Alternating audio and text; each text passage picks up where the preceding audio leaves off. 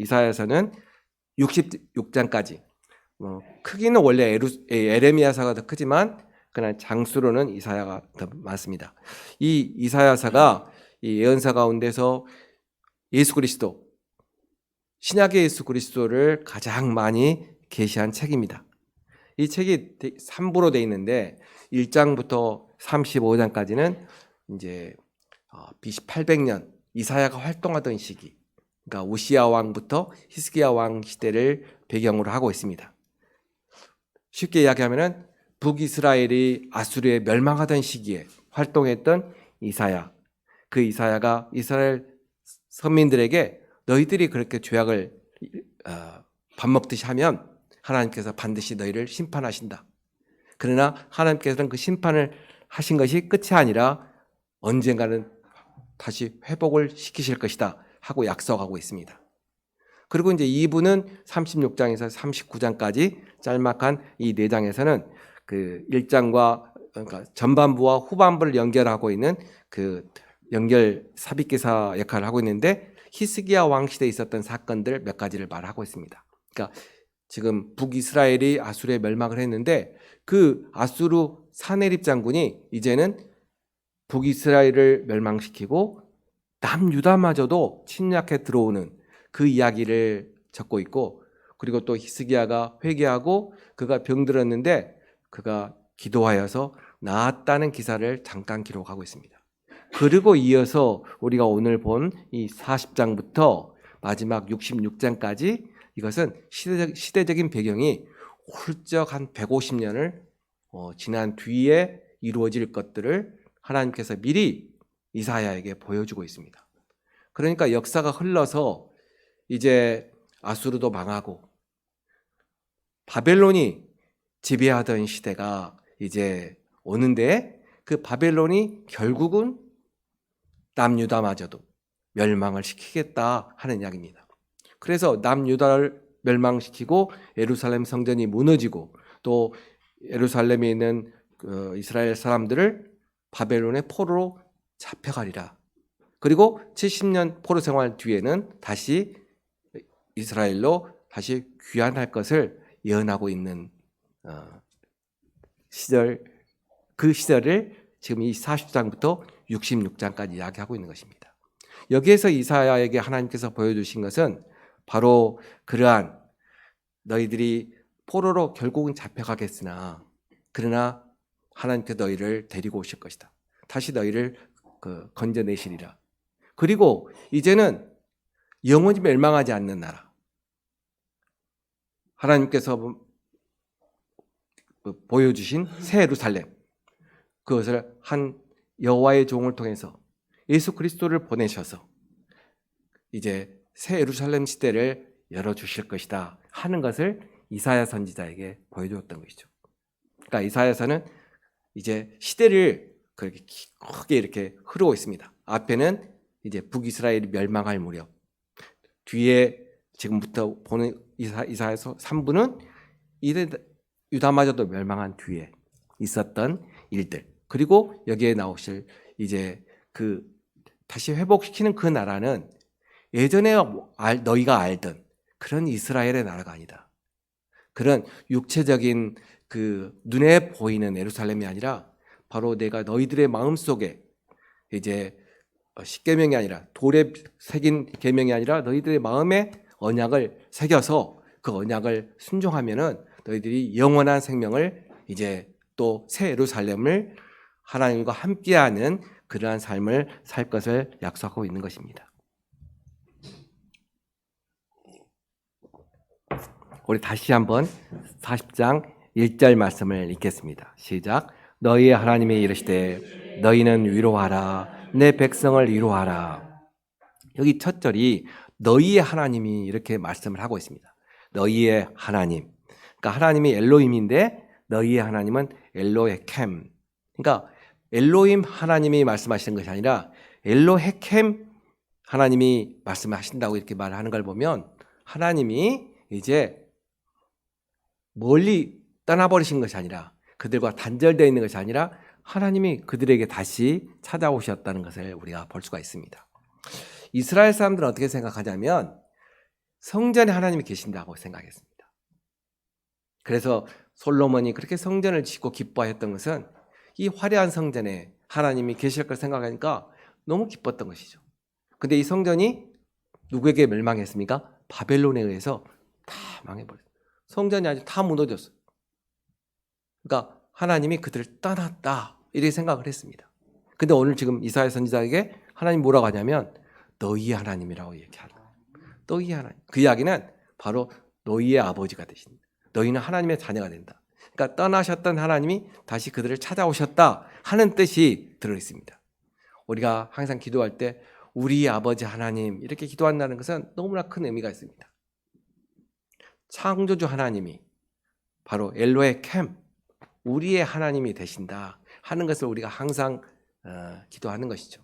우리가 기도할 때마다 우리가 진실로 기도하는 것은 그 기도가 누구의 이름으로 기도한다고요? 예수 그리스도의 이름으로 우리가 기도하기 때문에 우리가 진실로 기도하는 것입니다. 하나님과의 관계가 다시 회복되는 이 순간에 뭐라고 말합니까? 우리 2절의 말씀을 같이 읽을까요? 시작. 너희는 예루살렘 마음에 닿도록 말하며 그것에게 외치라. 그 노역의 때가 끝났고 그 죄악이 사함을 받았느니라. 그의 모든 죄로 말미암아 여호와의 손에서 벌을 배나 받았느니라 할지니라 하시니라. 아멘. 그래서 하나님이 예루살렘의 마음에 닿도록 말합니다. 예루살렘 성전이 무너진 그들의 그 무너진 마음, 예루살렘 성전을 다시 가서 세워야 되는데 하나님 오시는데 그런 마음을 갖고 있지 않겠어요? 그런 포로 생활을 하고 있는 그들이 소망은 뭐냐면 우리가 있는 이 바벨론 땅을 하나님이 다시 이 바벨론을 멸망시키고 다시 가서 성전을 짓고 하나님을 우리가 모시고 살아야 될 날, 그런 예루살렘의 마음을 두고 사는, 바벨론에 몸은 있지만 바벨론에 포로 생활을 하지만 마음은 예루살렘에 가 있는 것이죠. 그리고 예루살렘의 마음에 닿도록 하나님께서 뭘 말하고 했냐면 너희 백성을 위로하라는 것입니다. 이 위로하라 이 말을 이 히브리 언어로 나하무 그러는데 이 나하무라고 하는 말의 원형은 나함 그렇습니다. 이 나함 벌써 말의 뜻에서 보듯이 이 숨 쉬는 것과 관련이 있습니다. 이게 하나님께서 이게 따뜻하게 숨을 크게 쉬는 나함 그런 모양을 따고 있는데 그 의미는 뭐냐면 힘들고 어려운 그들에게 하나님께서 찾아오셔서 가까이 다가와서 위로하고 격려하는 그런 따뜻한 음성의 소리가 나함입니다. 나하무. 한 번도 아니고 두 번이나 세 번이나 여러 번 강조해서 하는 이야기입니다. 그러니까 반드시 하시겠다는 것입니다. 반드시 너희를 위로하시겠다는 것입니다. 그런데 그 위로하겠다는 그 하나님의 말씀에 그 이유가 있을 거 아니에요. 그 이유가 뭐냐면 여기 보니까 그 노역의 때가 끝났기 때문이라는 거죠. 그 죄악을 사함을 받았기 때문이라는 것입니다. 너희들이 벌을 2배나 받았다. 누가 받을 벌을요? 여호와의 손에서 벌을 받았는데 바로 벌을 배나 받았다. 그러니까 충분히 받았다. 이런 이야기입니다. 그래서 용서하시겠다는 거예요. 그래서 위로를 받아야 된다는 것입니다. 우리가 여기서 참 중요한 말을 깨달을 수가 있는데 우리는 내가 기도를 많이 했기 때문에 내가 공로가 많기 때문에 하나님이 나를 용서하실 것이다. 이런 생각을 하기가 쉬워요. 그런데 그것은 우리의 생각입니다. 우리의 생각. 왜냐하면 우리 합리적인 생각으로는 그렇습니다. 그러나 성경의 말씀을 보면 그렇지 않습니다. 성경의 말씀은 뭐냐면 그 노역의 때가 끝났기 때문에 용서를 하겠다는 거예요. 죄를 배나 받았기 때문에 용서하겠다는 것입니다. 그러니까 내가 주인공이 아니라 하나님이 보시기에 하나님의 보시기입니다. 이게 굉장히 우리가 기도할 때 깨달아야 될 일입니다. 이단들은 그렇지 않습니다. 우리 이 앞에 그 열왕기성에 보면 무수히 많은 블레셋의 이단들이 나오는데 그 이단들이 싸우지 않습니까? 그 선지자들하고 이렇게 싸우면서 이 이방의 선지자들은 몸을 칼로 긋고 불의 위에서 뛰면서 그 신이 역사하기를 원하는 거죠. 그래도 신이 꼼짝 안 하면 이 신아 하고 이제 신한테 욕설을 하는 거죠. 내가 이렇게 할 만큼 했는데 왜 도와주지 않니? 이런 식이에요. 우리가 뭐가 부족해서, 그러니까 우리의 공로가, 우리의 정성이 얼마나 부족해서 그래서 사람의 몸을 바치는 것이죠. 이게 보통 인간이 지은 신들의 방법입니다. 그러나 유일하게 여호와 하나님만은 원하지 않습니다. 너희들이 바치면 얼마나, 너희들의 공로가 크면 얼마나. 하나님이 원하시는 것은 뭐냐면 하나님께서 그들이 나를 얼마나 사랑하는지 그걸 보시는 것이죠. 그들이 얼마나 그들의 죄에서 돌아서는지. 그때까지 하나님은 그들에게 뭘 하시냐고요? 심판하신다는 거죠. 하나님이 원하실 때까지 심판하신다는 거죠. 충분히. 포로 생활을 몇 년 했습니까? 70년. 이 70이라고 하는 것은 숫자로도 70이지만 70년이지만 그 숫자에는 의미가 들어있습니다. 70은 충분한 시간이 들어있습니다. 그러니까 포로 생활을 충분히 했다는 것이 들어있습니다. 여기서 우리가 또 깨달을 수 있는 것은 하나님이 우리를 심판하실 때 우리가 해야 될 것은 회개하고 하나님께 돌아서야 되는데 언제까지? 하나님이 죄를 용서하실 때까지. 우리에게 필요한 것은 인내밖에 없습니다. 우리가 필요한 것은 내가 할 만큼 했으니까 하고 나의 공로를 자랑할 것이 아니라 내가 뭐가 부족하지? 내가 뭐가 부족하지를 찾을 게 아니라 인내하는 것이죠. 비가 오면 맞아야 되는 것이고 바람이 불면 바람을 느껴야 되는 것이죠. 쉽지는 않습니다. 그러나 그것이 끝이 아니라 그것이 연단이 된다는 것이죠. 그것이 사망이 아니라 우리를 살리는 길인 줄 믿습니다. 이게 우리 그리스도인들에게 가장 중요한 것입니다. 하나님이 나를 연단하실 때가 있잖아요. 나의 몸을 내가 한 4, 5년 지나면 나을 줄 알았더니 나오지 않고 내가 2, 3년 지나도 낫지 않고 하나님 언제까지 나를 이렇게 세우겠습니까? 하나님 언제까지 내 몸을 건강하게 하시겠습니까? 하나님 언제까지 우리의 재정을 세워주시겠습니까? 우리는 그때를 알 수가 없죠. 그러나 우리가 알 수 있는 것은 하나님이 사랑하신다는 것입니다. 하나님의 언약하신 대로 우리를 붙잡아 일으켜 세우신다고 말씀을 하고 있습니다. 그 믿음이 있을 때 우리가 연단이 되고 하나님의 사람이 된 줄 믿습니다. 그 노예의 때가 끝났다. 그 죄악이 용서받았다. 무너진 예루살렘 성전의 회복. 얼마나 그들이 예루살렘 성전의 회복을 기다렸는지 몰라요. 우리가 역대기서 오늘 역대기서를 읽었지만 마지막에 포로를 생활 70년을 마치고 돌아올 때 다 돌아왔을까요? 아니요. 그때 역사를 보면 다 돌아오잖아요. 70년 살면서 이방인들 블레셋 사람들하고 결혼해가지고 아이도 낳고 이제 살 만큼 살았으니까 안 오겠다고. 그러나 예루살렘 성전을 열망하였던 저 믿음의 사람들이 그들과 다시 아이들과 헤어지고 모든 걸 놔두고 그들이 돌아오는 그날이 마침 또 비가 와요. 그 비가 오는 그 마당에도 그들이 떠나겠다고 하는 1차, 2차, 3차에 걸쳐서 포로에서 귀환하는 것들을 보고 있습니다. 이처럼 그 하나님께서 그들의 죄를 용서하시는 그 순간에 그들의 믿음을 보고 있는 것이죠. 여기 보면 시제를 어떻게 쓰고 있어요? 벌을 받았다, 죄를 용서하였다. 이 이야기는 지금 아직까지 이사야 시대지만 그로부터 일어날 150년 뒤에 일어날 회복의 순간을 과거 시제로 이야기했다. 완료 시제를 써서 말하고 있다는 이야기는 너무나 분명해서 이렇게 그들에게 끝났다 이렇게 말하는 거죠. 우리가 구원을 받았다 이렇게 말하지 않습니까? 그러나 우리가 구원이 완성된 건 아닙니다. 구원은 이미 받았죠. 그러나 그 구원은 아직도 우리가 구원의 길을 걸어가고 있는 완성 중에 있는 그러니까 우리 성경을 읽어보면 구원을 받았다는 말도 있고 구원이 지어져 가고 있다는 말도 있고 같이 있는 것이죠. 그러니까 우리가 아이를 키울 때 쉽게 이해하듯이 말하는 어린아이적 언어구사 때문에 그러는 것이지 그 말씀의 뜻을 들어가 보면 우리가 그 진정한 의미를 깨달을 수가 있는 것이죠. 그렇게 위로하시면서 이 선지자에게 뭘 외치라고 하냐면 세 가지를 외치라고 합니다. 3절에 외치는 자의 소리여. 또 6절에도 말하는 자의 소리여. 또 9절에도 아름다운 소식을 시온에 전하는 자여.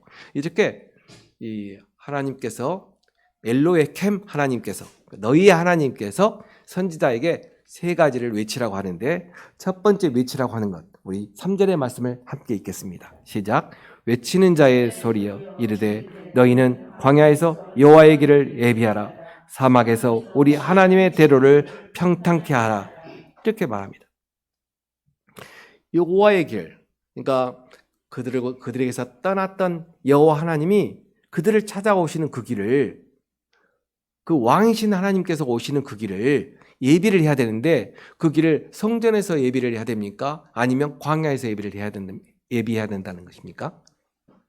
우리 보통 성전에서 왕이 오시니까 성전을 청소하고 성전 앞에 비단길을 깔고 그래야 될 거 아니겠어요? 근데 성경은 그렇지 않다.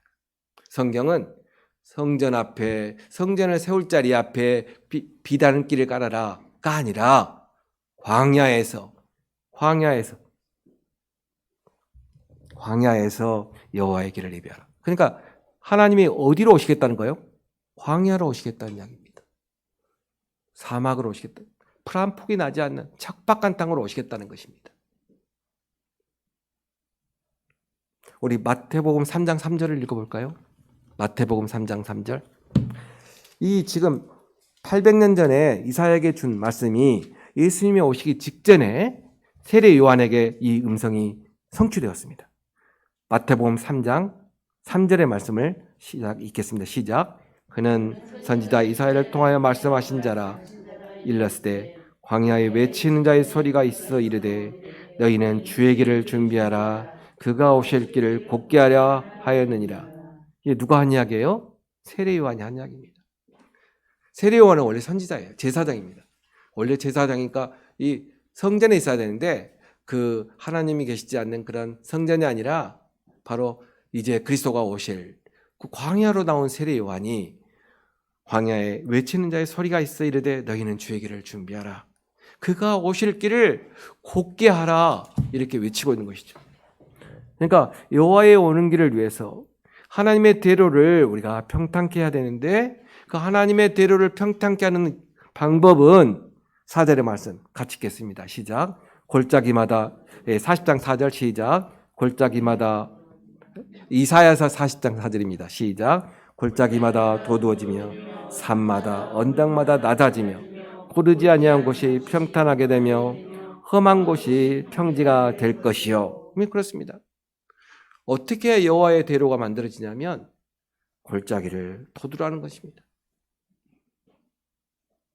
또 산과 언덕을 깎아가지고 울퉁불퉁하기를 고르게 제가 감기 걸려가지고 고르게 만들으라는 것입니다. 그건 바로 눈에 보이는 그러한 땅을 말할까요? 지금 이건 광야입니다. 골짜기도 없고 언덕도 없는데 이 이사야 선지자가 이렇게 말하는 것은 바로 우리들의 심령을 말하는 거죠. 낙심의 골짜기, 좌절한 골짜기. 사실 그렇지 않습니까? 이때의 사람들 생각해 보세요. 세계 모든 민족 중에 뛰어난 한마디로 다윗과 솔로몬의 영광을 맛본 그들에게 이제는 성전도 없고 그들이 이방인이라고 얕보았던 바벨론 사람들 그들의 앞에서 포로 생활하고 있는 그들에게 그들이 뭐라고 하겠어요? 너희의 하나님이 어디 있니? 너희의 하나님이 어디 있어? 하나님이 너를 버리신 거 아니야? 네 왜 여기에서 포로 생활하고 있어?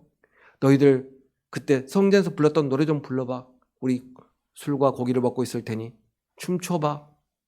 그래 바벨론 가까이서 그들이 얼마나 그 찬송을 부르면서 울었겠어요. 우리나라 일제 36년 그 탄광에 끌려간 강제로 노역을 간 광부들이 그렇게 아리랑을 불렀다는 거 아니에요. 아리랑을. 이때 이스라엘 사람들이 얼마나 많은 찬송을 불렀겠어요. 여호와 하나님 언제나 우리를 찾아오십니까? 언제나 우리를 구원하십니까? 그 심정을 한번 보세요. 그러한 좌절되고 낙심한 그들의 마음을 이제 채우라는 거죠. 당당하게 고개를 들고 하나님이 너희 하나님으로 오시는데 너희의 마음을 낙심해서 소망으로 바꾸고 일어서라고 이렇게 말하고 있는 것이죠. 그뿐만이 아닙니다. 너희들이 교만의 높은 산을 꺾고 또 이기적이었던 그들이 얼마나 이기적이었어요. 그들이 이방인들을 이스라엘 사람들만 하나님의 선민이고 나머지는 구원받지 못한 아주 짐승 같은 그러한 사람을 취급을 했지 않습니까? 바로 그러한 교만과 이기심의 산과 언덕을 깎아내라는 것이죠. 너희들이 가졌던 그런 불의주의, 차별주의, 차별의식 그런 것이 너희들을 망하겠다는 것이죠. 진정으로 여호와 하나님이 원하시는 것은 바로 창조주 하나님이 원하시는 것은 세계 모든 만물을 창조하시고 이스라엘만이 아니라 모든 민족을 하나님이 구원하신다는 것.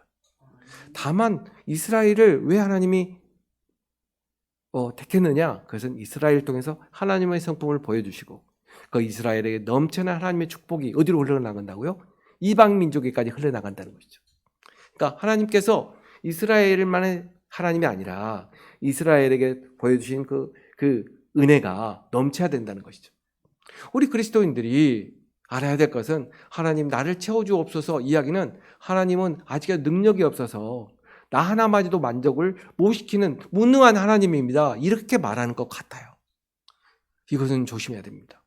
하나님 나에게 복이 넘치나이다. 다윗은 쫓겨가면서도 내게 뭐가 넘친다고요? 내 잔이 넘치나이다. 바로 그렇습니다. 하나님의 주신 복이 내 잔에 넘쳐가지고 누구에게로요? 이방 민족에까지로. 그래서 세계 모든 만민이 구원받는 날이 온다니까요. 이게 바로 구원의 원리입니다. 내 잔이 넘치지 않으면 어떻게 이방에 가겠어요? 내 잔이 넘친다. 오늘 우리 그리스도인들이 내 잔이 부족한 그리스도인들이 너무 많아요. 내 잔을 채워주소. 내 잔을 한없이 하나님을 여기에 내 잔마저도 채우지 못하는 하나님으로 만든다는 거예요. 그게 아니라 하나님은 창조주 하나님이라니까요. 그걸 깨달았던 거지, 욥이. 욥이 그 어려운 가운데서도 창조주 하나님을 눈으로 보았다니까요. 오늘 우리는 이제 사망을 딛고 일어나신 승리하신 예수 그리스도께서 이 땅에 오셔서 우리에게 구주로서 함께하고 있는데 뭐가 부족하겠습니까? 물론 내 육신에 부족한 거 많지요. 그러나 그 부족한 것이 하나님의 능력이 없어서가 아니라 오늘 또 나를 깨닫게 하시려고, 나의 죄성을 깨닫게 하시고 또 나를 연단하시려고, 하나님의 성품으로 나를 만들어 가시려고, 서령 내 몸이 어디가 불편한 것도 하나님이 부족해서가 아니라 이걸 통해서 기도하게 하고 하나님과 더욱더 가까이 다가게 하려고, 하나님과 친해지게 하려고는 하나님의 깊은 경륜이 그 속에 들어있을 줄 믿습니다. 그 아픈 몸 가운데서도 우리가 그것을 깨달을 때 그 아픔이 나에게 저주가 아니라 그 아픔이 나에게 감사로 나올 수밖에 없다는 것이죠. 저는 많은 그 암 환자들 또 여러 어려움 당한 자들이 찬송하고 감사하고 그럴 때 정말 고통 사람들에게 있었던 고통이 그들에게는 없을 것 같아요. 죽는 순간에 우리가 죽음의 순간을 많이 보지 않습니까? 근데 믿지 않은 사람들, 이 세상이 전부인 줄 알고 사는 사람들은 사실 눈을 감지 못하고 죽어요. 그걸 많이 봅니다. 그러나 진정으로 하나님께 감사하고 나의 소풍 같은 내 일생을 소풍처럼 여행 나온 것처럼 이 세상에 살다가 이제 영원한 하나님의 나라에 들어가는 그 임박하는 순간에 그 기쁨으로, 그 감사로 주변에 찬양을 받으며 또 나를 찾아온 수많은 천사들의 호의를 받으며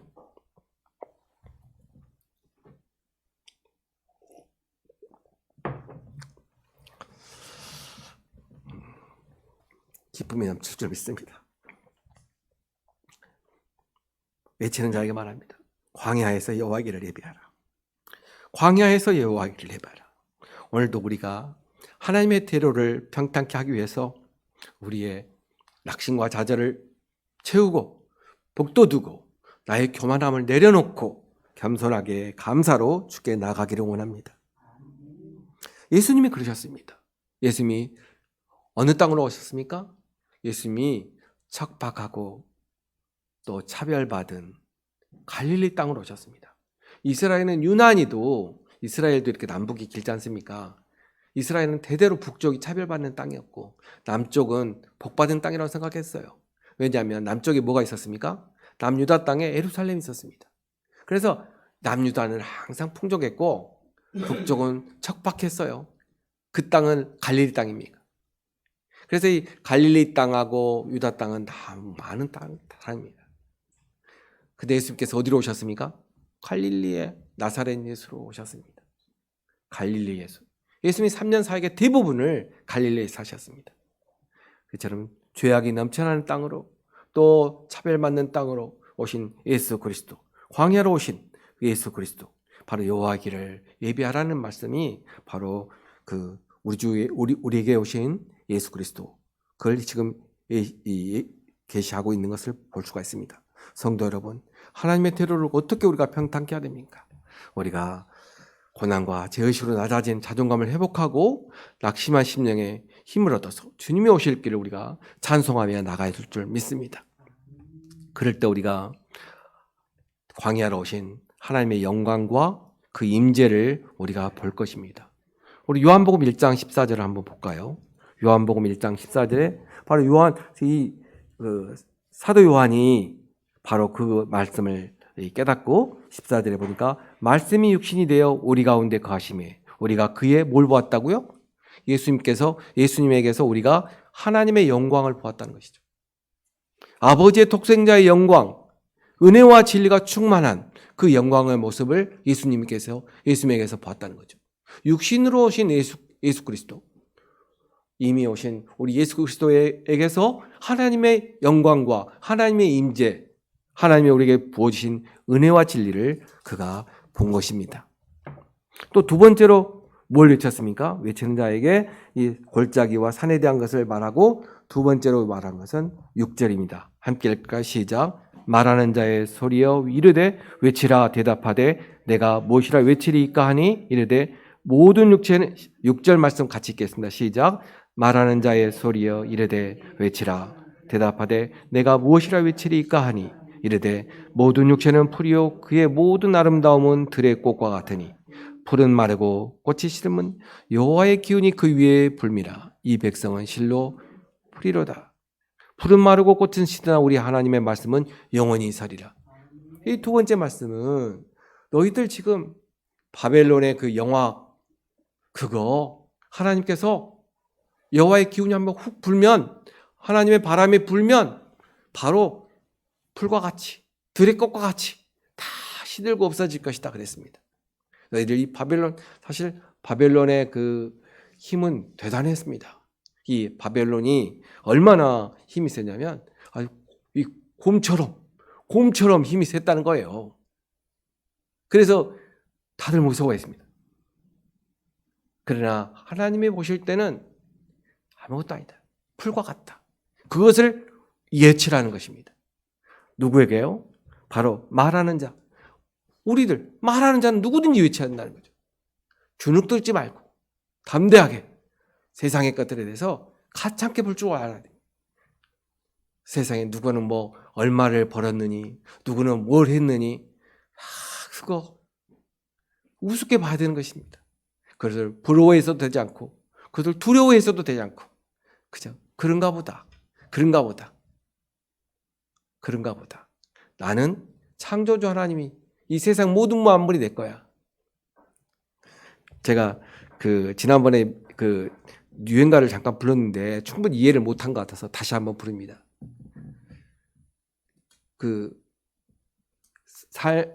나도 잠깐 들었는데 전세 아니면 월세 때가 되면 나간다. 저도 들어보지 않는 그 가사만 들었어요.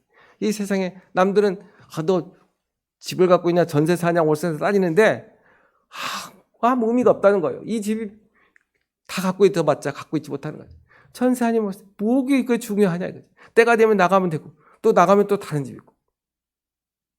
한마디로 마음을 바꾸면 이 세상 만물이 다 내 집이고 다 하나님의 집이고 그렇다는 거예요.